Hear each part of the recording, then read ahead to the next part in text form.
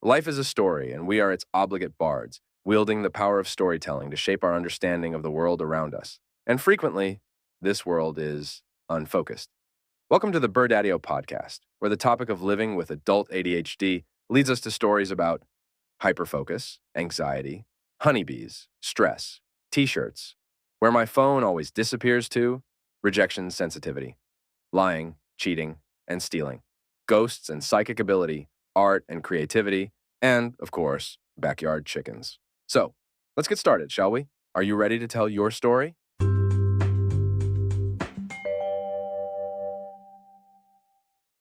Okay, and now we're recording.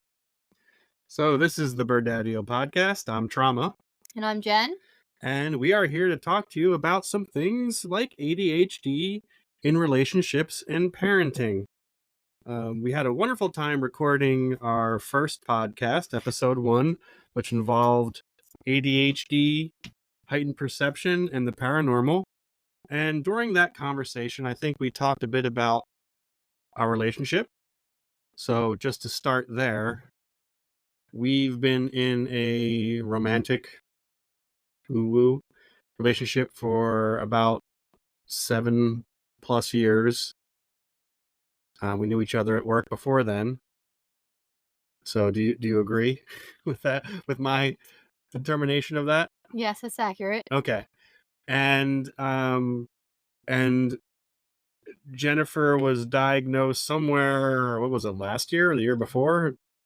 No, I think it was like 2019-ish. Yeah. So we just bought the house. And I started Really? seeing, yeah, so that was like the second time I'd see she was a psychologist. Right. Okay. So it definitely was later in your life and somewhere in the first couple years of our relationship.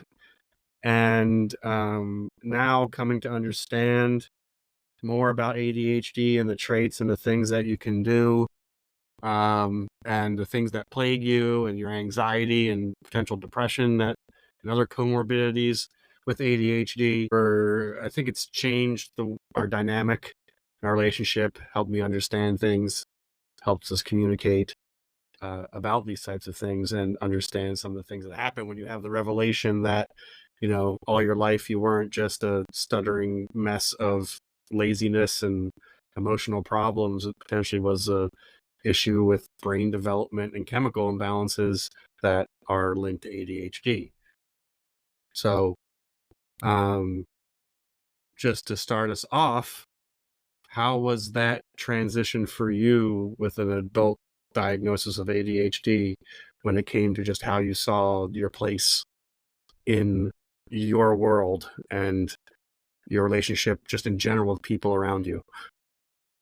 Honestly, like, it was really healthy for me to have a diagnosis or a label, as some people may consider it, because, like, all those feelings I had growing up were finally, like, validated. Like, there's a name to it, you know? All those racing thoughts I had that made me feel sick to my stomach. Like, now I'm able to look at that, like, back to my childhood and be like, "Oh, well, I wasn't crazy. It was just because of my condition." And me, as someone dealing with you in a relationship, it helped to understand some of the things that were not under your control, things that would have to be discussed openly or ways to communicate about it. Like sometimes it was easy to go to anger or just distrust or come to words about things because it just didn't seem logical. But I now realize what I'm dealing with. Those things aren't so bad, and there are ways to navigate that and to be more understanding and empathetic, and also try to get you to see the way we both see things differently and how it can be beneficial or when it's not worth approaching because it might be just triggering and we have to kind of get around it as quick as possible. So during that time, we've developed a relationship.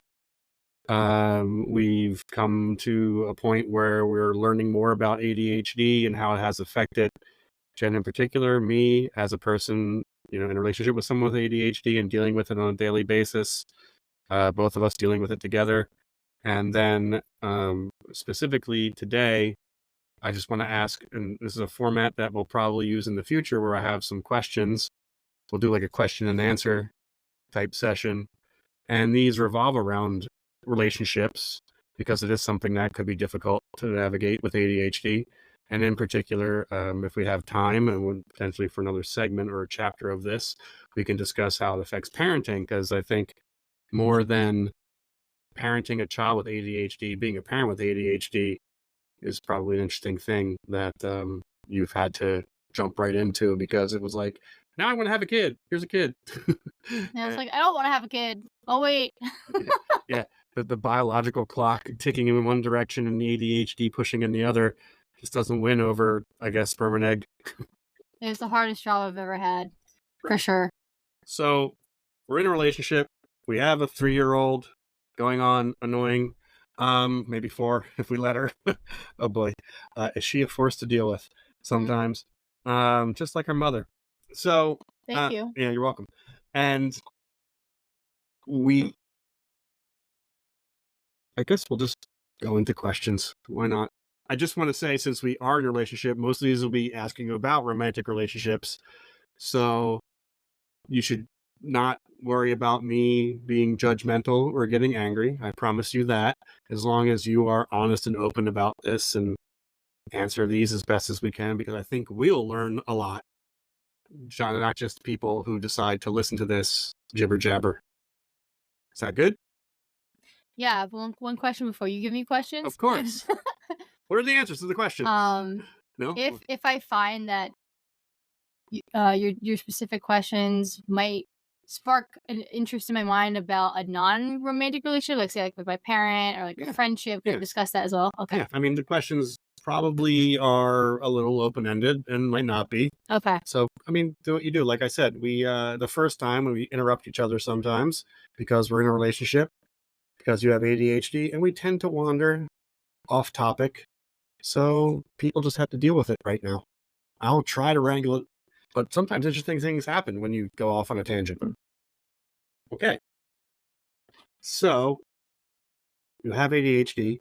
How about we start with, can you share how ADHD has impacted your approach to relationships, especially in the early stages, like meeting, greeting, starting off with the chit chat, first dates, getting to know someone? Does that even happen? What's going on? Tell me about that. So if you trend the life of Jen Taylor, I've kind of noticed that even started out off as a kid, typically my romantic relationships begin as a friendship because I'm naturally attracted to people that are, either have really interesting hobbies or are just into some crazy shit that you don't see every day.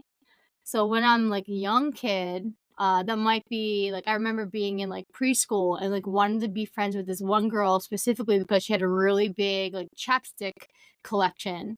And I just wanted to go to her house because I just want to look at all these chapsticks, and it was so interesting to me, like find them and smell them. So I would literally go to her house just to try on all these different chapsticks. So that's when I was really young. When I got a little older, maybe in like later middle school, like 6th grade or so, I was attracted to people, well, for friendships, platonic relationships, where maybe their parents would give you more freedom. So the parent that will let you take their car out for a spin, like when you're in 6th grade. 6th grade, Yeah. people let you drive a car? Yeah, the one that let us. Where do you live? Oh, I live between worlds. Okay. Stuff like that. So, I mean, that's early relationships. They're usually not as complicated. And this was prior to you knowing anything about ADHD. That's right. And any of the actual physiological differences and things that occur more commonly in people with ADHD. So one of the things we've discussed and is part of what we're interested in as scientists is the neurophysiology and the differences in the ADHD brain.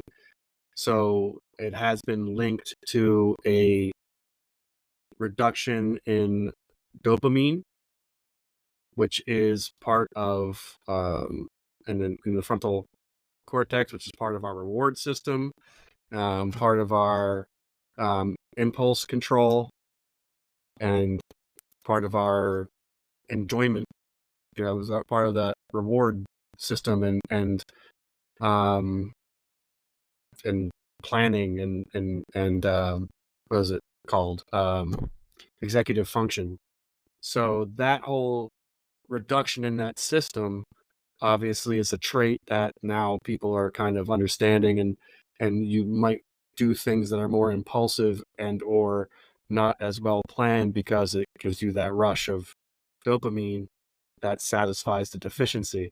So I mean, maybe, obviously, wanting to see the largest collection of chapstick you could think of is fascinating for anybody, even myself, because it's probably just a large flammable petroleum collection sitting there, where they actually like chapstick brand It was smackers. lip smackers. Lip smacker, yeah. You could buy those in packs of 100, I think, and they were like Yeah. 5 cents because it was cheaper than the plastic or the cardboard it was stuck to.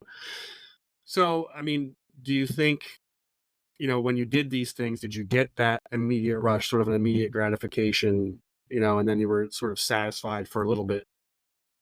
Yeah, definitely. Especially when I got a little older. When you get into the dating scene, that's when things got even more crazy with the dopamine rushes. I think I was naturally attracted to the bad people, the bad boys, bad girls. It was like the drug dealers. I never was a drug addict. I gotta say that. I always was attracted to the scene because you just got into so much interesting trouble, like sneaking into bars because you're slipping like a little bit of cocaine to like the bouncer, or like. So not only were things like, it's kind of like that person who's, on the up and up and churchgoer and good citizen, but on the side they're like shoplifting dental floss and bubble gum from the local store. It's like, why? Well, just I mean, when we do those things, we get that rush of adrenaline. Ooh, I'm doing something bad. I'm on a roller coaster. All those things excite the neurotypical, and then it goes away, and we might be a little addicted to it, want to do it again. I could see for you it was a constant need, or at least a subconscious desire to go toward the unpredictable, and so for someone like me, I've never broken a bone, not Formica, whatever this table is in our camper. But I've done things that I would think are adventurous, but when I compare them to people who like jump off of buildings and go spelunking or dive into blue water hole, I don't know, through waterfalls and do stuff like that, I'm like, yeah, maybe I'm not as adventurous and I don't have that thrill-seeking gene. But I think my opinion of you is, I don't know if it was necessarily that, but there definitely seems to be an attraction to things that are just sort of like unplanned and potentially explosive. Yeah, definitely. And do you think you have had to manage those things more in your impulsivity? And I mean, so one of the characteristics of ADHD is impulsivity and also inattention to things. So we'll start with impulsivity. Do you think you've had to manage that more in more mature relationships? I mean, first of all, did any of these relationships that you think were impulsive and or linked to your need for that sort of stimulation, were any of them, did you feel like they were serious? Did you feel like they were like a thing that you had to do to develop a mature, intimate relationship? Or were they just sort of like, I'm in here for the rush and I'm going to pull the chute and jump out as soon as it turns into something like icky serious? No, they were most of my relationships, because I tend to like to know a person inside and out on their life story. So I was never like a quick relationship person. It was usually like about, I don't know, a year or so, 2 years. But I was never like, I'm going to marry this person. It was always like, this is interesting. I might love the person in a way, like them, but I always knew like I was getting out. I was going to ride the high real fast, and once that faded off, I was gone. Right. So I think that goes to like the second question, which is like managing those moments of impulsivity on one side. Now that you have, I'll assume our relationship is different and maybe a bit more mature than those. do you see that you're managing that impulsivity in some ways, or changing, or having to deal with it differently? And like on the other side of it was there another side of it at all? Like, so if you're impulsive, but I guess on the other side is, are you were you in these things and looking for a way out, which I guess you answered. So have you managed moments of impulsivity? Yeah, so totally. As I got older, like, you get older too, and things do change. Like as I got older, I think I started feeling the biological clock, and that's around the time that we started dating. And I had to decide, do I want to have a kid or not? Especially since Trauma's 15 years older than me, so we either had to do it or not do it. The whole kid thing. I mean, Why you look at me like that? well, because I could probably. Well, I don't want him to be dead Okay, yeah. when the kid's You like can 5 years you can old. extract sperm from me when I'm dead if you need it. Yeah, well, I don't want it that bad. Okay, gotcha. Right. Well, But where were we? Impulsivity? yeah. Have you changed, or have you managed your moments of impulsivity? Yeah. So I think now it's different because we are in a serious relationship and we're more stable. We have a kid, a house, things. So I can't just like bug out like without telling you what I'm doing, or like go like decide I'm gonna go to a strip club with, I don't know, whatever. I don't know why these random examples come in my head. But anyways, um, so I find what works for us now is I still get the urges to go. Like I'll just wake up and like I need to get the fuck out. Like I need to run out of here now and like just leave all this behind for at least 2 days. Usually 2 days is good for me. Right. And I think when we first started dating, it was difficult because I felt bad saying that to you because I was afraid you were gonna get upset and not let me do it. And if you didn't let me do it, I would be a wreck, and I don't think a relationship will last. Right. And then because I didn't communicate these feelings towards you, I started resenting you because I felt like you were holding me back because there's so many things I want to do, so many people want to meet, and I felt like you were like the thing I had to get through to do these things. Mhm. So finally, when I was at the breaking point in our relationship, where I didn't think we were gonna last, I'm like, that's it, I'm done, kind of thing. Like I was like, I can't do this anymore. I can't live in my head like this. That's when I finally was like, I have to go, and I'm gonna be gone for a couple days. And I explained to you that's how I am, and I was always this way, and I have to do something about it. Otherwise, we're not gonna last. And we had this conversation, and you were just like, okay, like, what do you need? You're like, are you coming back? Mhm. I was like, I think so. And then ever since that day, like I just felt like before then I felt like I was boxed. Like like a little pigeon in a box. But now I feel like I'm free even though we're in a relationship, which I've never felt that way in a relationship. I always felt boxed in, which is why I never, was in one too long. Are you a proud member of the Backyard Chicken community? Looking to strut your stuff in style while supporting your feathered friends? Look no further than Birdadio.net. At Birdadio, we offer a clucktastic selection of chicken-themed clothing and goods that are sure to make you the envy of the coop. From adorable t-shirts and hoodies to quirky accessories and home decor, we've got everything you need to show off your love for all things chicken. But Birdadio is more than just a place to shop. We're dedicated to supporting the Backyard Chicken community with informative videos, a lively blog, and a friendly forum where you can connect with fellow chicken enthusiasts from around the world.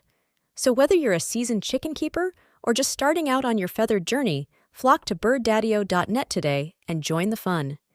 Because when it comes to all things chicken, we've got you covered.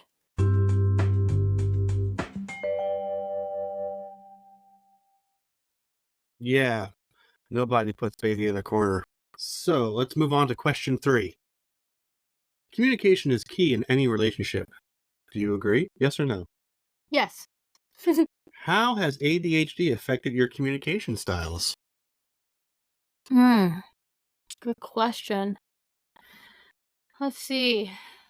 I guess with how I am with people, I've learned, it kind of taught me how to communicate with other people because I feel like I don't like to make people wait for my conversations to end because I get overwhelmed when people like take forever to tell me a story. So like before I tell a story to somebody, I will say I pretty much give a preamble, but listen, this is what my story is going to be. So do you want to listen to it or not? Or I'll say something like, it's going to take me about 2 minutes to tell you, but if you want more details, I'll give you, it could be like 8 to 10 minutes. I'll be very precise about how long it's going to take to have a conversation with someone, just so they can decide if they want to engage or not engage. So I give them the choice instead of them just sitting there pretending to listen, because I don't do that well. Because I think I look at you, and again, like I can sense energy and read people's minds because I'm crazy like that. So I give people a chance to engage or not engage. Do you do that because you feel like they don't want to listen to you? Yeah, I think so. Or do you kind of project that your inattention might not allow you to listen to them if they were to talk as long as you? Because I think there's two things. It's a combination, yeah. Yeah, so I feel like I get insecure knowing that they could potentially zone out when I'm talking to them and makes me feel insignificant. Even though, like, I shouldn't take it personally because it happens to me with almost everybody, but still I take it very personally for some reason. I get upset about it. So I would rather people, like, know how long it could take so at least they can mentally gauge when I'm gonna be done soon, you know, and they can walk away. But And I think for me, how my communication has changed is I'm a bit of a storyteller. I'm known to talk long about things. I like the long form sometimes. Unless I'm in a hurry, then I don't want to hear anything. So I tend to ramble on about stuff. Sometimes I feel like it's directed because I can open and close a story fairly well. But I realized now, understanding your ADHD traits, that sometimes effective communication can't be had through parables and stories and long soliloquy, long versions of a speech.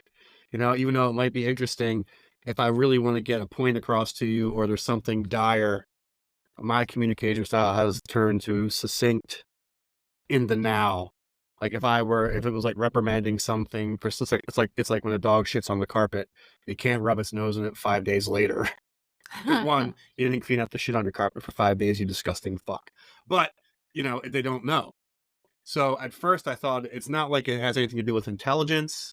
You know, it's not like, oh, you can't follow an interesting story because you're not smart.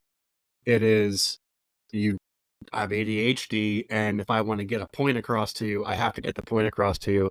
And using examples and trying to make it a teaching moment, since, you know, I'm a scientist and a teacher, sometimes it's just like, nope, we're doing this. It's like, this is what happened, I didn't like it, or this is what happened and I did like it. Do it again, don't do it again.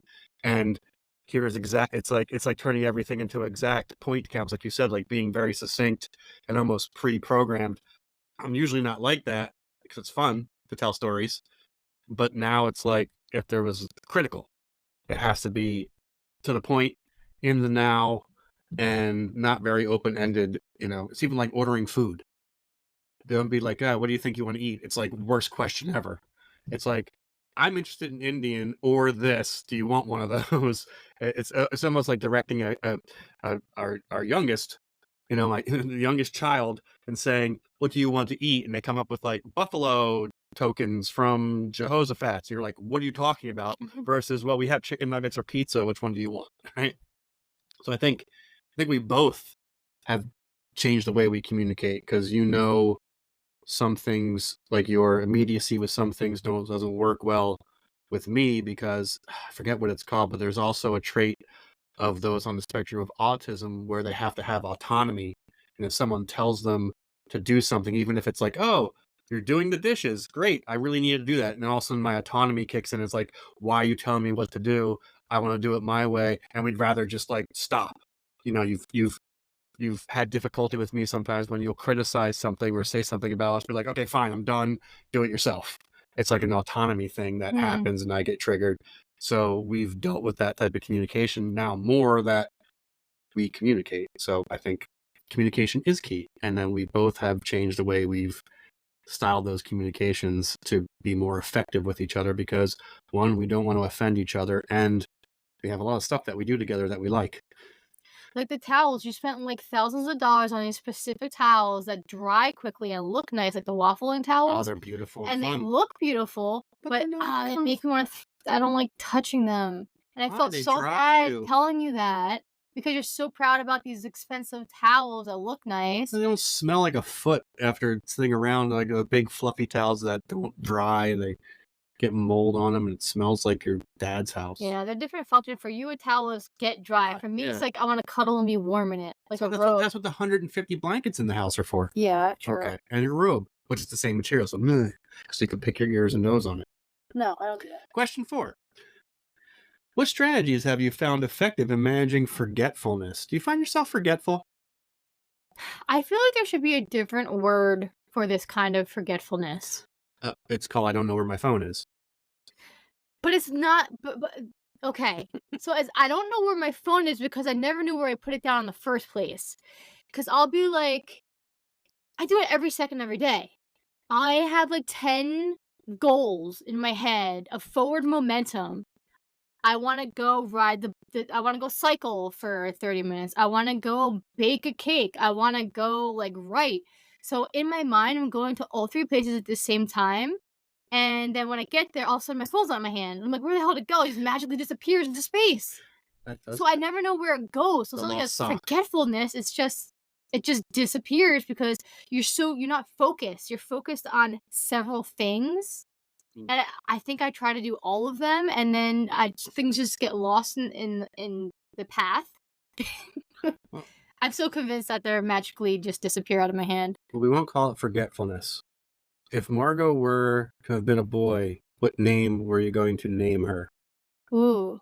Well, I think we were between a few. Like I liked Argo and Hugo. Yeah. So instead of forgetfulness, we'll use the word Hugo. What strategies have you found effective in managing Hugo that might affect your relationship? So. Oh yeah, that's where we were. Yeah. So forgetfulness. Pardon me. Hugo in a relationship. Well, the big thing that comes to my mind is since I know I do this, there's some things you just can't get lost, so you get in big trouble, like a very expensive work computer. And so aren't you on your second or third one anyway? A third. Okay. But the only way that I can do my job is if I have my computer. So we all have personal laptops and we take it home because we have the option to work from home or be in the lab. That's what nerds do, yeah. Yeah, I'm not a nerd, one. Okay. Lab coat. Okay, go ahead. So me, instinctually, I purposely put it in my way, so I literally have to trip over it to get out the door in the morning. And guess who literally trips over it? The autistic psycho OCD guy. Right. Sees a bag with an expensive computer that we shouldn't break in the middle of the floor where I'm going to walk. Yeah, I get it now. And sometimes since if I move something out of where one would trip over it and potentially harm the expensive work computer in it, I will move it to a place like maybe a desk where people would put a laptop, and I will have to tell you now, I have moved your backpack over here because I didn't want to step on it right now, and usually we'll forget that conversation happened, and I'll have to put it back there when it's more safe, like maybe when I go to bed. I have to move it back to where it came from, or else I've hidden it like I hide your phone all the time. Or the underwear gnomes come and take it, I think. But I don't. Do you ever think the forgetfulness is something that would be problematic? Like, did you ever forget anything really important? Like, oh no, I forgot Margot in the car, or I don't want to. Don't call by this if it's not or whatever it is. Chopped CPS don't. But I mean, okay, the kid had, potentially had peanut allergies, but has an egg allergy, so we have to have an EpiPen around all the time. Do you think those kinds of things? No, never. Right. I'm hyper-focused. So that's why I honestly, a little off topic, but I think that's why our relationship became strained when Margot was born, because I'm so hyper-focused on her at all times. It doesn't shut off ever. Yeah, that's instinctive to do. Yeah. Yeah. So I'm so focused on her. So when it comes to EpiPens, clothing, I know where everything is at all times. Every toy she has to be organized and put back in a specific order every single day. Mm-hmm. And if it doesn't get done every day, but the days that it doesn't get done, I feel such a severe sense of overwhelm. And then when that happens, I can't organize anything else in my life because I still feel that thing not in a space. Hmm. So that's why people will look at people like me and be like, "Oh, you're messy," but I'm not. I know where everything is, unless you take it because you think it's a mess, and you'll move it and put it somewhere that makes more sense to you, Right. in Yeah. in a more organized manner. But to me, I need a mess to feel organized. I agree. And I am 100% amazed by the fact that when we bought this house and put together the kitchen, our like flow of where things in the kitchen were almost identical. Because everybody has a place they need stuff to be in the kitchen. We sort of put stuff there, and there wasn't a lot of, shifting or like, why are the spoons in the cabinet up there and not in the drawer down here? Like you go into someone's house and their kitchen doesn't make any sense. Like, why do you have the cups 45 feet away from the plates or something like that, right? Like it didn't seem like when we did this, we put stuff down, I was like, oh yeah, I put that there too. Maybe there's like one or two things where I'm like, why is the toaster on top of the refrigerator or something like that? But I don't think it was anything like crazy. But then like a movement of something somewhere could have just set one of us off. But I think that's like, that didn't, I was surprised that didn't happen because prior to knowing ADHD, I figured it would just be me being OCD and you being a free spirit willow in the wind and like a hippie and me being some draconian old dude who can't handle it. But I think it's been a lot better. But even real quick off topic, sidebar. Uh-huh. So if you look in front of you right now, Trauma has a couple notes where he's, helping guide the conversation forward so we don't get completely lost. If I were to do that, and this is one of my big problems at work, is I can't make lists like this. You should see my ideas. There's scribbles, pictures, like how many times have you tried? Because this is another thing I see with the ADHDers out there in the social media world is, like there's enough, hey, here's a new journal. I'm going to write stuff down and make to-do lists and change the way I deal with priorities and executive function and calendars and all this other stuff. And it just doesn't work. I don't know. It's like there's so many ADHD directed things like that, that just prey upon your inability to plan. Well, honestly, I wouldn't be able to do my job without some kind of function like that. Like I use OneNote at work. Right. And every tiny thought I have, I immediately know to put it down. Immediately. Whether it's put a region away or like call this vendor, like dumb stuff like, make sure that you message back this colleague. I have to literally put down every tiny little thing on this OneNote. Otherwise, it will not get done. It just goes out of my head. Yeah, I agree. I try with to-do lists. It's just sometimes I just don't want to do them, so I don't look at it. I'm like, haha, list, I beat you. I'm not looking at you, then I don't do anything. Can you describe a moment where ADHD created a misunderstanding with your partner? Let's pick me to make this harder. And how you navigated through it. So specifically something with your ADHD, now that you know, has it caused only one small misunderstanding with your partner? I'm sure it has. I wanted to pick a juicy one. I can't pick for you, but it's the first thing that comes to your mind. The first thing that comes to my mind is, so this probably ties into one of your other questions. Don't cheat. I'm not cheating. Just go The ahead. ones Sorry, didn't mean to distract you. No, the ones that we already talked about. Okay. Like, so if someone messages me, my own rule is I have to immediately message back if I open the text. Otherwise, You won't do it? I won't do it. It's just because it's not, I don't even want to call it forgetfulness. It is, I just have so many things to do that becomes deprioritized. At 3 a.m. you have At 3 a.m. Yeah. So that's Okay. where I'm going with this. Like, I have several friends, and I would say most of my friends are probably of the male gender. And I just tend to relate to the male energy more than the female energy. Mhm. But I do have a few male friends that like to have conversations with me later on in the night. And of course, my conversations aren't like, oh, well, do you want to go galloping tomorrow, like through the field? Like, I don't know. That'd be weird. Is that weird? Okay, That'd maybe be not really that. weird. That actually might be something weird. Is that like, what are you, a We're not centaur? like, Gallop with me. Do you have what's hooves? a normal conversation? Like, oh, What's a normal conversation? There is no normal conversation with the dude you work for at 3 a.m. There is none. Because at 3 a.m., I they should be guess. sleeping and not bugging somebody they work with. I guess. Like, if people out there, tell me what you're doing if you're texting someone of the opposite sex and you're potentially a heterosexual at 3 a.m. It's a booty call. End of story. Anyway, so I disagree. I know. but you up? Well, I'm usually up No, unless I'm out. Like, I'm either up or I'm out. You're out at 10 o'clock. We could be in the middle of When Harry Met Sally or That's some what I'm movie. saying, like- We could be watching You Got Mail or some other nasty movie that you want to watch, and you'll fall asleep like 28 minutes into it. Yeah, but I'm never like, I feel tired. I think we should go to That's sleep because soon. you have ADHD. It's like, I'm really awake, and then instantaneously, I'm like, asleep. I think ADHD is causing a misunderstanding. I don't know what tired is. All of a sudden, I feel sick, kind of.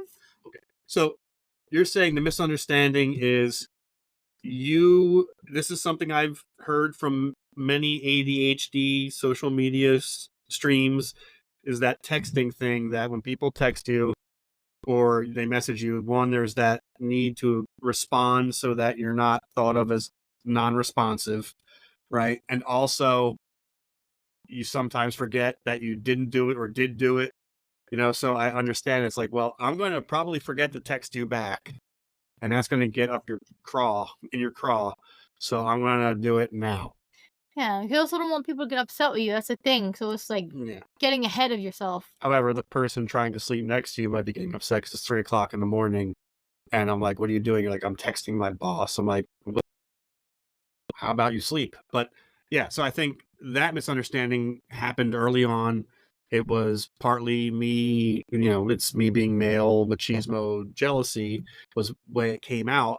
And I don't think it was that. It just didn't seem like something that was really like, it just, like, if I were doing it, I'd be like, wow, this is kind of disruptive. But it's out of character for you, Right. you know? Yeah. Like, you have to, each person, you have to go with what's in or out of character. Yeah. And now I understand that, it's also part of, because that happens to me now, because we're like, we've got so many things that are on our minds to do that are important, like keeping ourselves, our child, our chickens alive. And then it's like, if something important comes to me on my phone and I happen to see it, excuse me, that's some Vietnamese food coming, is to try and kind of deal with it right away, because I might forget. I'm starting to fall into that. It's because I'm old. I think that misunderstanding happened. How did we navigate through it? I think once you had the diagnosis and kind of explained it, it became less of a, I guess, like, a lot of things are just like not that important, especially if it starts getting to you, though. I get upset that you let it get to you, because you have the right to, like, not engage in things that cause you distress, even though you feel like you have to, but you can't control it. Like, if we had a relationship with another person and it would, every day you would deal with this person, it would just drive you insane, and you'd be complaining about it, but you couldn't stop. It's like, oh my God, I hate having to text so-and-so because they're just so annoying, and it gets me to a conversation that it's really bad energy. And I'm like, why do you do it? It's like, 'cause I have to. It's like, I would say it's like the monk with the scorpion. Like, Yes, you told me this. You're at a river, and the monk's picking up a scorpion out of the river to save it, but the scorpion bites the monk, and and then he'll drop the scorpion. It's the cycle of him keep trying to save the scorpion, even though it keeps hurting him. I'm like that. Like, even if, and then that's another thing. Like, I might come off like I'm slow or something. Like, I don't understand what's going on, but that's complete opposite. I know what's going on. I know what you're doing to me, but I'm letting you do it. That's the difference. It's because I would rather feel like shit and, like, stepped on than, like, hurt someone's feelings. And I think that is part of having, like, sometimes a very good trait is that empathy and that caring. Like, when I think about ways to bring that back to our relationship with ourselves, with our immediate family, the people who are closest to us and our family, those are really powerful things. And like, sometimes it just seems that energy goes out in a different direction, which is now it's like, that happens. And it's also good to be like, let's think of a way to bring it in and share it too, because I think it's beautiful to have that empathy for things that are important for our growth. And I think that's mushy, and it's going to make me weep. So it's a good point to take a break. I think we're getting like almost 20-minute chunks out of this, so that's pretty good. And we'll think about, are monks in places where there are scorpions? Like, are you thinking Tibetan? But are scorpions all over the world? I don't know. So like a monk in Tibet might be picking up something different than a scorpion. It's probably just an analogy. Oh, I see. Taking this. I don't know where I got this from.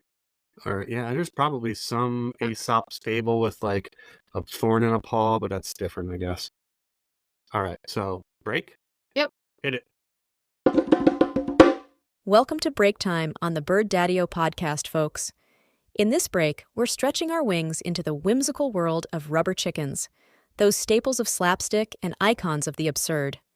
Rubber chickens, with their history shrouded in comedic mystery, seem to have waddled out from the vaudevillian stage, perhaps as descendants of jesters' props, or as a satirical commentary on culinary disasters. Their origins are a bit hazy, but one theory suggests they evolved from jesters using inflated pig bladders as mock weapons, with the rubber chicken emerging as a playful, non-edible variant of actual poultry. The Archie McPhee store in Seattle, a mecca for the lovers of the ludicrous, houses the only rubber chicken museum in the world, a testament to the toy's enduring appeal. Since its inception in 2018, this museum has been clucking its way into the hearts of visitors with both the world's largest and smallest rubber chickens among its collection. But why do rubber chickens continue to crack us up? They're versatile comedic tools, used in everything from stage acts to TV shows, and even serve as educational props to demonstrate principles like cause and effect and elasticity.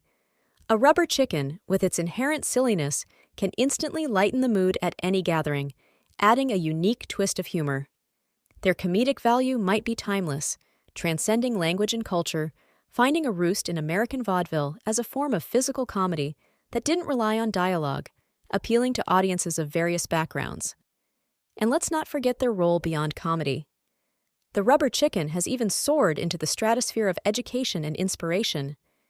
Camilla Corona, a rubber chicken donning a spacesuit, serves as the mascot for NASA's Solar Dynamics Observatory, engaging in educational adventures and inspiring future scientists and engineers. Yet, as we cluck along with the times, there's a call to rethink our rubber chickens, to innovate and adapt this comedic prop for the modern age, ensuring its legacy continues to bring laughter and joy. So, whether you're using one to teach a physics lesson, to lighten the mood, or simply to keep the tradition of vaudeville alive, the rubber chicken remains a symbol of humor, a beacon of silliness in a too often serious world. That wraps up our feathery foray into the world of rubber chickens.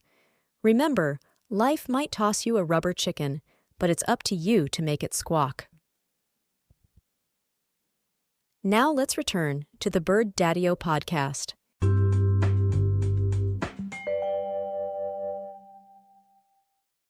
And we are back. I'm Trama. I'm Jen. And we've been speaking about relationships, ADHD, and how it affects relationships in a question and answer format, but we both like to talk quite a bit. So I'm going to roll in some more questions. What do you think? Yeah, sounds good. All right. Here's one that I found from an audience member. How do you balance the need for stimulation and the need for quiet moments in your relationship? Do you need stimulation? Do you need quiet moments? Do you lock the door to the bathroom and take a 7-day long bath? All of the above. So how do you balance that? What's your need? How do you balance your need for stimulation and for quiet? Well, it's definitely a juggling act. Stimulation, I'd need that. So I think it ties into one of your earlier questions about like communication. So I do go through phases where I need an intense amount of like stimulation, and typically I have friends for that. Mm-hmm. So my best friend Amber, she's real good. She's constantly on. She's the kind of person that just does not stop. So I love to be around her to get that, like just dip into what she's doing. But I tend to I like going with myself. Like I need to do it alone because it's almost like a soul journey for me. You know, like experiencing it alone is different than if you were with a person. Because honestly, when I'm with people, I tend to think about them more than myself. I guess it's tied into empathy. But I'm constantly thinking about, what would this person like? What kind of food would that person like? What experience does that person want? Rather than what I need for myself to balance. So so that's one thing. I like to go with friends that are on, or even with myself. But to find peace, yes, it's usually a bubble bath. Like if I'm feeling super overwhelmed, I find peace in bubble baths, and writing helps me a lot to get out of my head. Those are two big things for me.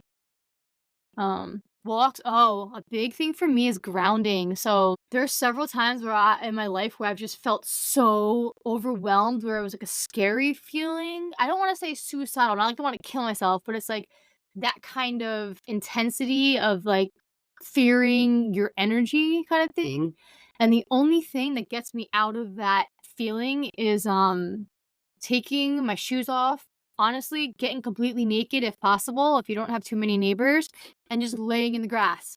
Like, I have to be barefoot, and Trauma, you know me. Mm-hmm. If I'm working at a computer, writing, The shoes got to come off. Shoes are off. Even because I used to work in his lab, and we'd have the office space, and he'd be like, "Why are your shoes off?" And this is way before we were even a thought of dating. Like I can't. I feel like they're like squeezing my feet, which is squeezing my brain, and I can't think. Like I feel them squeezing my feet, and I can't focus on what I'm writing. Maybe need bigger shoes. But yeah, things like that. Like I have to ground. I have to feel the earth, smell the earth, be in nature. Well, do you think now, like going back to like when you knew there was ADHD in play here? One of the traits, of course, is that need for stimulation. And depending on what it is, it could be social, it could be, like you used to get stimulation from things that would push adrenaline, Yeah. thrill seeking, bad things, lie, cheat, steal kind of stuff, getting into trouble, yada, yada, yada. And then, but I think, one of the things with ADHD, of course, is the chance for overwhelm in those situations. We talked last podcast about like sensing energy, but sometimes it being so intense that it just sort of just becomes a fog. I kind of feel that too, is sometimes when you're in that constant stimulation phase, it seems like hypermanic kind of thing. And then when sometimes you're in that need for relaxation, it never really seems to go to depression, but sometimes that doesn't push you there. Other things might push you to depression. So sometimes the stimulation is too much. I think the key for balancing it is just that conversation, because sometimes you're like, just let's go, do. And I'm like, it's too much for me right now. Just give me a minute. Yeah, I'm like, hurry up. I feel like I'm dragging dead weight. Yeah. And that's why I think the communication is important. So I'm with you. I understand. I'll be able to do this, but let's just sort of take a minute so I can get inside the house and figure out if anything's on fire first before we leave and go on vacation. Or do I have $1 in my pocket? Sometimes it doesn't matter, and sometimes it does. But I think the open communication has been the important thing, and not thinking that you're doing this because there's some grand issue, or I got to get out of here. I hate you. Well, it's because you're insane. I think really it's that understanding of why it happens.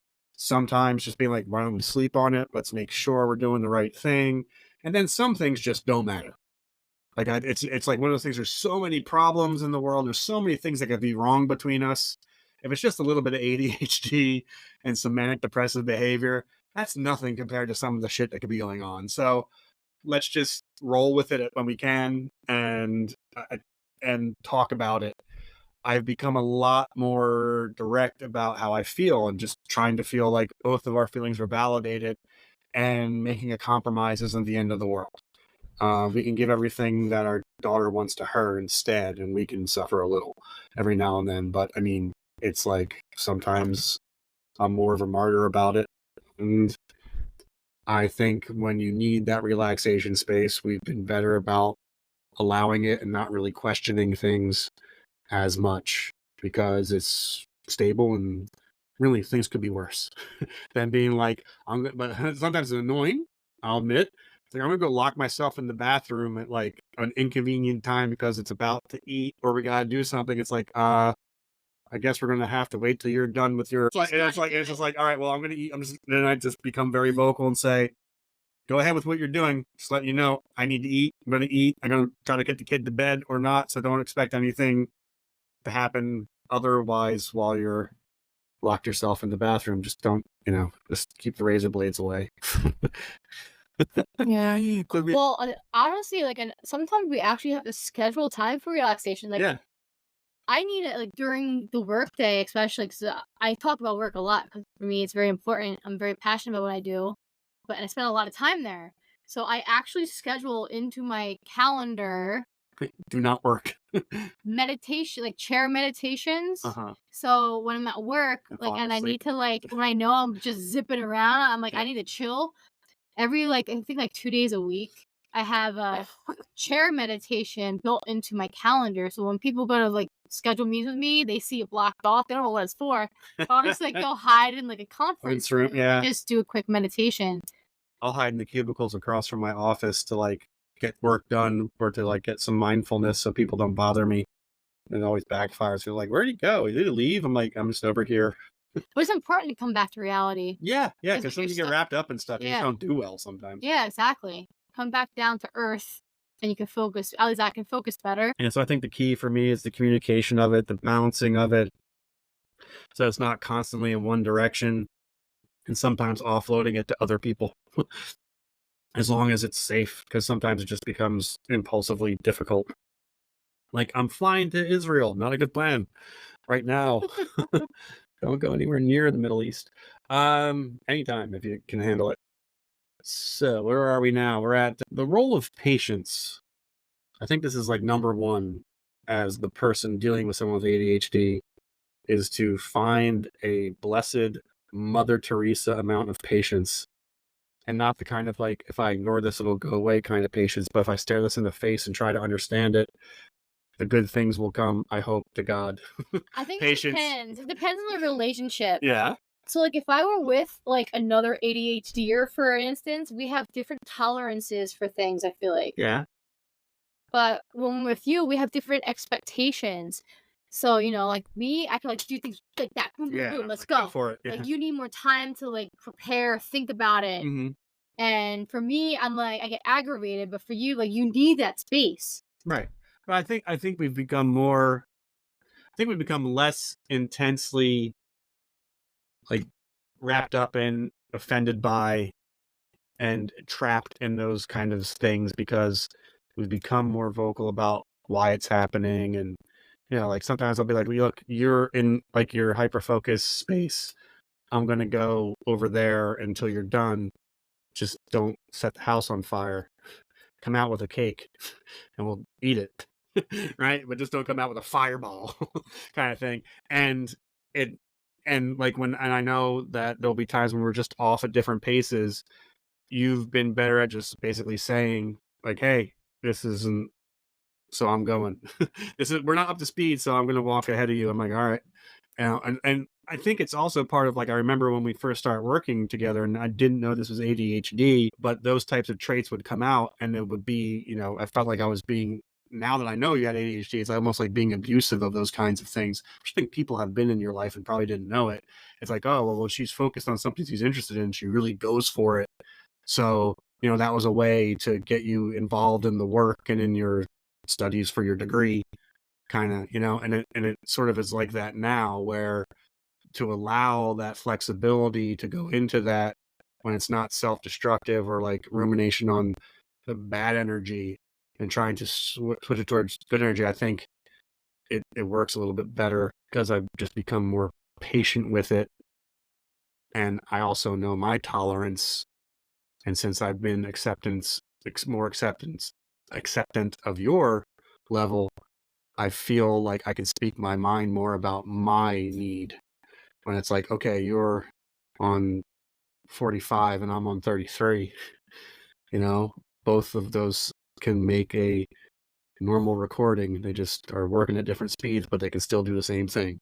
Just takes a different amount of time. One burns through faster and one goes through slower. And sometimes the quality might change, but we're going to get to the same point at some point in time. But I really think that is key, was taking a deep breath, realizing it's not that bad to have a bag laying in the middle of the floor until I trip over it and break something, like it or myself, like it's really, and then just like realizing if I just take a deep breath and have some patience with something, I realize, okay, this is something that the way you respond to things, it might not be in control of. And there are so many other things that could be happening, and this will be something manageable. It's never really gotten to the point, now that I know of it, where it's like explosive and it's like, all right, I'm just going to see where this goes. Play some gin on my phone for a minute. And I don't feel as bad, because I know on the other side, you probably understand somewhere more about yourself and more about how you affect other people. That's my side of it. You good on that one? Yeah. So do you feel, you've had to be more patient with me too, because, so I don't switch, I might be able to go fast, but to switch over from that to something is a bit more graded. Yeah, it's more like, I'm more, like I said, like when we talked about it at the beginning, or like when we first started going out, it was more like, you're grounded in my rock, that I'm swinging around sometimes, like, or like the branch on the tree that you're spiraling around sometimes, you're the tornado, and you're like, well, you're good because you can ground me and kind of anchor that. Gave my threshold. Right. I always know where to come back. It's like, without that, I'm all over the place. Yeah. Clutch outliers. I think, but you've, like I said, you've gotten to a point where, without trying to make it so typical, you have become more understanding of yourself and where things lead to. I think the diagnosis of ADHD, the experiences with me and with Margot, have put a context around this that isn't so selfish, and as a context for the use for your empathy, a use for your hyperfocus, a use for your sensory perception, a use for your romanticism, a use for your almost all the things that are there to help it from being such a negative thing. There are definitely difficult things that happen because it comes along with anxiety and depression and things that are hard to watch. But now it is, hey, we could stop this or stop triggering this, or maybe move to a spot where there's like positive energy. I have become so much more in tune to like negative energy and not wanting to spend time on it because it just overwhelms me, and like having to restart. I feel like I might have some introvert tendencies, because there are times when we'll do social situations, like anyone's family is a freaking drain on someone, but it's just like there's sometimes so much negative stuff going on in those type of social functions that it'll just overwhelm me pretty quick. And I know we sometimes get it. Yeah, it is negative energy. And maybe it's something where like, hey, if you have to go and hide under a blanket for a couple hours to restore your energy, we both have been more cognizant of that and not just like, stick it out, stop rocking. Yeah. And I guess that goes to, how do you handle conflict resolution when ADHD symptoms might escalate the situation? So, did you ever resolve conflicts, or did you run? I've done both. There's different levels of this question, right? Like, you'll see me in the red zone. When I'm in the red zone, I'm super, like, if something gets me so worked up and angry, which is probably some kind of debate that I'm emotionally connected to, I'm locked on like a bulldog on a bull's nose ring. Like, I won't fucking let go. I literally, and I think that you can relate to this. I literally won't let go until I get hit, physically removed in some way, or like hit by words in somehow. If you can get through to me, I won't stop. But Yeah, so I guess, I mean, so that's when the conflict gets, is it really a rational connection with the conflict? Like, does the conflict get bad enough to warrant that type of anger? Or is it just like sometimes it does, and, it sometimes I can see, like, if the conflict is really bad, like someone shits on your curtains or harms your child. yeah, You get like, but it's like an eye for an eye doesn't mean like get back at people, but it means like there should be some level of repercussion for something that's yeah. sort of equal. It's like if someone comes up and says, "Man, your hair looks kind of messy," and then you're like, "Well, you need to be beheaded." Nah, I'm not like that. I'm talking. I would say probably 90% of the red zones I've been in were over ethical or morale. It'll be like someone having some kind of perspective that is not kind or something like that, and this never starts off like, "Well, fuck you," da da da da. It usually becomes like, "Well, It builds. it builds." So I'll be like, "Well, think about it this way. Think about it this way." But people can like you don't have to be like thinking the same way I do. But if you're capable of being flexible and thinking about other perspectives, I'm like, I'm cool.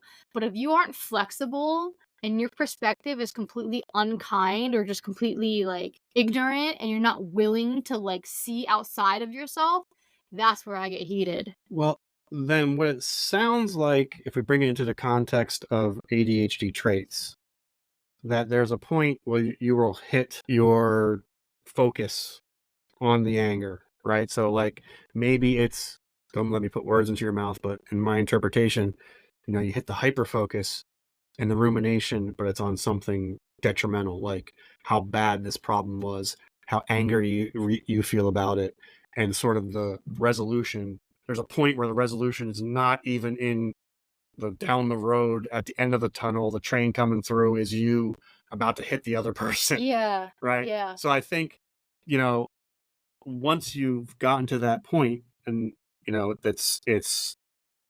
it's burned the town down. It's the end of the horrible, horrible last season of Game of Thrones where you just decide to burn down. No, I take down villages. Yeah, yeah. This isn't just a punch to the nose. This is I'm burning down your village. Yeah, I'm killing you, I'm your killing family, you, your never- yeah, exactly, your chance. dog. No, I won't. I'll save the dog. Yeah, okay. But that's so. Is there any way you have, or have you looked at ways to disperse this before you get to that? Do you know your triggers? Do you have a way to sort of let off the valve before you hit that point? Like, is there a way you've changed the way you deal with that Yeah. resolution? Because it seems to me that like if you get there, you get there, and it's almost impossible. I avoid getting there now. Like if I know, that's why I won't hang out with certain people that like. Some people will actually like to trigger me because they like to see me in that state because it's entertaining to them. I think that's why they do that to me. But that's why I don't. So I don't watch the news anymore because if I see something upsetting, which No. is probably every day, I can't go to work because I ruminate on it over and over and it doesn't leave my head. And when you like are ruminating on a subject that might be so simple and you can't do anything to make change about the topic, if I can't do something, it drives me fucking crazy. Like during COVID, both of us are like, what can we do to help? All you want to do is help. The only thing that I could think of is, oh, maybe we can sew some masks, So that's what we were doing. We sewed, I think it was only 100 masks, but for me that was a lot because sewing's not my thing. No. I had to learn how to do it. And we have a nice one with elephants on it. Yeah, that's cute. No, we had one with what was that? With the pangolin on it? Yeah. Your grandmother found material with a pangolin on it for a pandemic that might have been caused by a pangolin? It was like 50-year-old material that she had hidden in her closet. My grandmother had every piece of material known to man in her sewing room. None of it probably able to stop And anything. just by chance, we had that piece of material. Such a weird. That was weird. Yeah. So basically, knowing that you can get to that point has changed the way I deal with things too, because yes, I know there are things that are triggering. I feel like because of your not knowing you had ADHD and because of your nature with relationships, a lot of people are somewhat toxic because they preyed upon those things, like you said, like they tried pushing you into this zone. They like the manic part of it. They like the anxious part of it. And I don't know if they're consciously doing it because I don't think any of them are that smart. Some of them are definitely conscious about it. Yeah, right. So I think it's very odd because like the monk and the scorpion that don't exist in the same world. Uh yeah, it really, for me, that's like that whole entire thing of like learning from you about like embracing this negative energy or letting it go. I'm like, you've got to let this go or at least feel differently about it. But the empathy pulls you back where you might have some of the most, you might have the strongest feelings of need to help people who have treated you the worst. And those who are in the know and treat you well don't get any of that sunshine sometimes, or at least a different version of it. So I think I now try not to hit those tricks. Some of those things bother me. And it's like, oh, this happened. And you're like, oh, why'd you tell me this? Because now I'm going to be pissed off about it at work. I'm like, well, we can deal with this rationally because this is important. Sometimes it's not that important.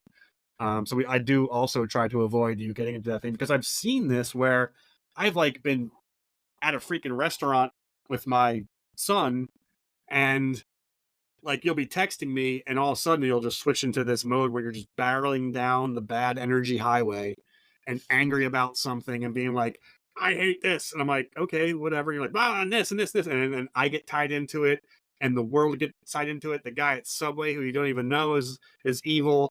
and like, it just goes and goes and goes. And I'm like, you need to stop. I can't even, like, you need to stop. And I'm texting, like, you need to stop. You're like, you're in a crazed, angered state. And you just like, it's not even like, I'm like, am I actually sending texts? I don't know if they're being received because you're just, it's like nothing ever happened. It's like shooting, it's like throwing stones at a tank. It's like just bouncing off of you. And like, I realized like afterwards it all like simmers down. You're like, you just have to come and grab me. And I'm like, I'm trying to talk to you. I'm not like a violent person or I'm not that kind of person. I'm trying to reason with you. And you're just like, no. I'm like, yeah, I saw that. It didn't work at all. I'm like, why is all this anger coming out over? Like, are you hurting your phone? How do you text this without like lighting it on fire? Are your fingers broken? I mean, it was crazy. And then I'm like, oh my gosh, he's insane. And then it was like literally I would have to drive like 40 minutes and be like, quit it. Like drop the phone. Like and you would just be like, and it's just, and it wasn't even you. I mean, like, it's just, it's very fugue state. Like you just don't even know you're there. Yeah. And it just starts coming out. And it's like, I wish like, can we take that energy and put it into like a story about a girl in a canoe, like understanding life and growing up? No, it's got to go into like killing someone in their family, maybe rescuing their dog. I feel like I black out because once I finally calm down, I'm like, oh, I see your point now. Right. Well, that's why, and I think that's like, it's kind of like the opposite of like the overwhelm. Like you just focus and go, go, go, go, go. Right. Yeah. It's that hyper focus and the rumination on it. And then like all of a sudden, like you actually just like get overwhelmed with what you're doing and it stops and somewhere recognition kicks back in. But on the other side, like if I'm like vehemently in your face about something, the look in your eye, you just become like complete like 4-year-old kid. Like, why are you yelling at me? I didn't do anything wrong. And I'm like, that's like doesn't work. It's almost like as we roll into the idea of parenting, like going at your kid with full anger like that, they just like clam up and just sit there and they don't even react. It's like they go full autism and That's like what happens to disengage. me, actually. Right. I noticed that Yeah. because sometimes like you're 36 years old, you're an adult, and parents never stop treating us like children sometimes. So if your dad's laying into you about something, you clam up and kind of look like a deer in the headlights. And I remember sometimes, and this sucks because there was times when I was trying to express my anger towards something to you, and you just get the same look. And I'm like, I'm just your dad right now yelling at you, and that's kind of sad because I'm old dude yelling at you. And you're like, what? Why is it wrong to bring home homeless people and have them take baths at 4 a.m. when you have to work at 6? I don't know. It's kind of, I just want to sleep. Can you get rid of the 7 weird people that you just dragged home because they, I don't know, drive a green car? I mean, I don't know what it is. And then it was time to go to bed, you know, and you were on a roll. And yeah, sometimes it's very hard to realize those types of engagements where we hit the red line just are absolutely fatal. Car accidents, utility poles, explosions, just no survivors. plane is like grabbing the freaking yoke and flying the plane into the mountain for no reason. And I'm so glad that we've matured a bit. We can laugh about these things sometimes a bit more. I don't know. It has to do with maturity. We just haven't really stimulated that side of me in a while. Well, I don't find. I mean, again, it's usually pretty negative, and unless it's like, sometimes we'll go on rants about stuff, but like this whole entire podcast is a rant, And now that you finally got your chicken clothing from Birdadio. Oh, I can't wait. It's an enemy chicken. I seriously love this jacket. I had my favorite chicken on the back. Uh-huh. It's like an oversized Denim jacket. Denim jacket. Yeah, I love it. I'm so happy I found those to be able to print on them. Yeah, they're and cool. that they have men's sizes too, but I've been putting different things on them. It's like bohemian-ish. Like I just want to wear like sweatpants and like a chicken shirt with. No, you can't have chicken with chicken, right? You can do whatever you want. You have maybe a grass shirt. You have all the just an egg. Yeah. You have all the like Bard Rock stuff for you, the child. I at least got a different chicken. Yeah, boy. I go Bard Rock all the way. Mm-hmm. Yeah. Oh, we have wonderful Bard Rock chickens. We have Maverick and Goose right now. Mm-hmm. My favorite positive. She gone. Yeah, was she Fox or Hawk? No, she was Fox. She was Fox. The Fox days. I'd take anything to get the Fox days back. They're easy to stop than Hawks. Oh, yeah, bro. Sorry. All right. They're not. Okay, so I guess maybe a little bit easier. How do you feel about today? And what have you got to say to wrap up about ADHD and relationships, Jennifer? Let's see. If you have ADHD, it's definitely helpful if you want to be in a committed long-term relationship. It's definitely important to find someone who can balance you out and who is patient and I think who listens. I think it's a big reason why we're together is you actually listen to my madness. Mm-hmm. I think I entertain you. I am still convinced that's why you're with me. It's because, not because I'm younger than you, but like I'm entertaining, I think. Right. Well, I know. To you. You're definitely in this because I'm older than you. Well, yeah, I mean, because you're experienced, you have knowledge. To me, that's interesting. I like older people because they have something to talk about. That's what we think we do. That's why we have a podcast, is we think we have something to talk about. So what I'm hearing from you is it's communication that includes listening and patience, I think are key things, and also an understanding of your own condition. And don't be afraid of it, and don't be afraid to speak your mind. Because like I said, if I didn't tell you that I felt trapped and that like I was not embarrassed, I was afraid to upset you, like we would have been over because I would have like been like, all right, well, what's this? Upset him or leave? I was choosing to leave. Right. But we're only here today because I communicated to you my true feelings. So I would say have the balls, have the large labial lips to stand up on. Standing up on balls or labial lips sounds like something only tiny people should do. Like chopsticks. All right. All right. Stilts. So, what one word, the best thing about having a relationship with someone who is probably more neurotypical than you? What's one thing that's good about that? Well, what's the best thing about us? Yes. You're more neurotypical than me, I think. Yeah, that's right. And I would say that's the best thing about it. Peace. Okay.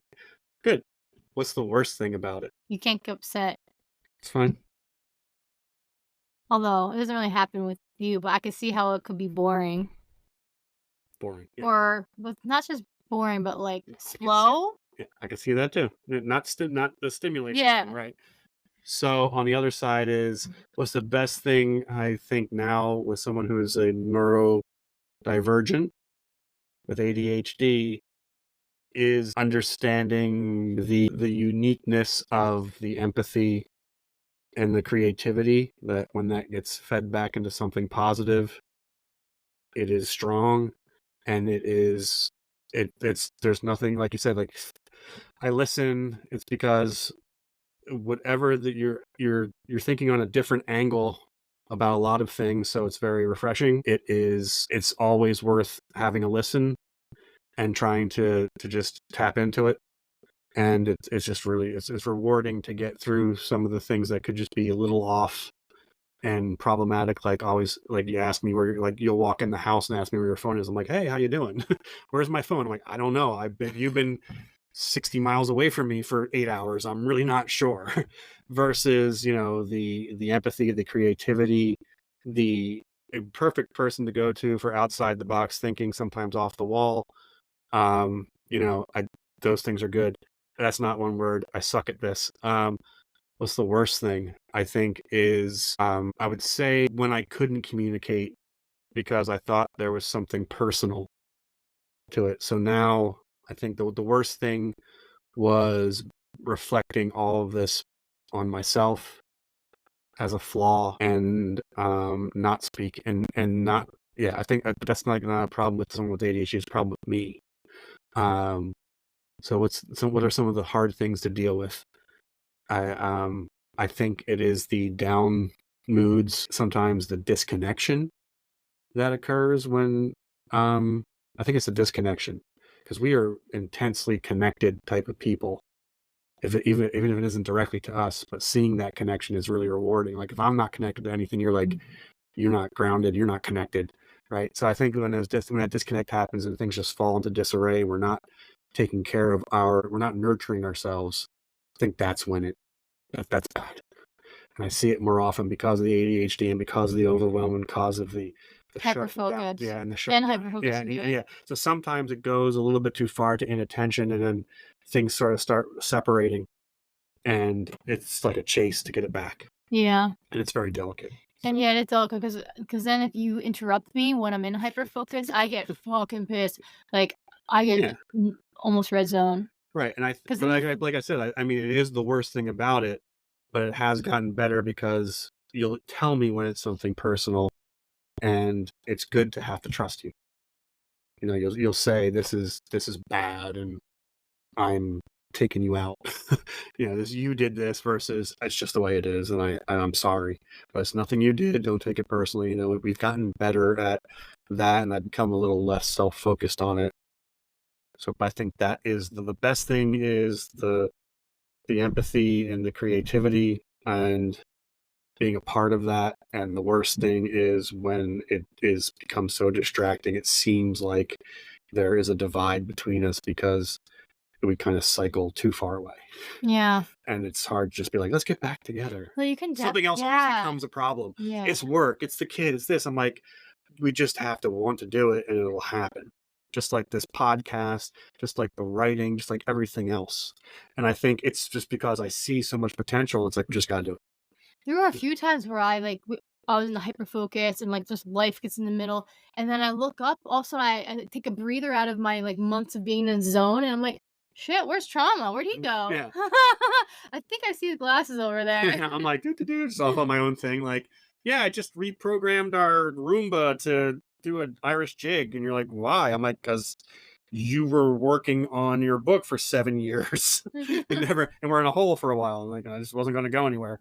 That's another thing. I've written probably 10 books, but I never finish them because I get bored of the topic. But before I get to the end, it's so sad. I want to write a book so bad, but I literally get halfway or maybe 75% done. And then nope, on to the next, I'm bored. Well, you have something important to say. You need to tell your story. And that's why we sat down and did this. Yeah. Because I think what you have, what we have, is what other people have and other people see and other people deal with. And they've heard similar things or not so similar things, but no matter what, it's your story. I feel we have an obligation to tell people if there's something that's helpful in there. And that's why there is over 50 blog posts on Birdadio.net now, ranging from topics about why it's good to raise chickens to imposter syndrome and sensory disorders and ADHD. It's why there is clothing. It's why like I said, there's more than one creative outlet for this. And I think we're going to tap into as many as we can. right now. And if it doesn't involve writing how many words does it have to be a book? Like 30,000? Depends what kind of book you're doing. A novel, you're doing a novella. So I like writing fiction. So typically you want it to be over 60,000 words. Jeez, that's a lot. But each book I've written over 100,000 words, but they're just so unfocused. I gotta like sew them together, you know? So it's like the beginning and end and the middle, but like connecting all the dots, which is the fun part. Like the dots aren't all connected. So right now you've got Frankenbook. Yeah, Frankenbooks. Frankenbooks with, no brains yet.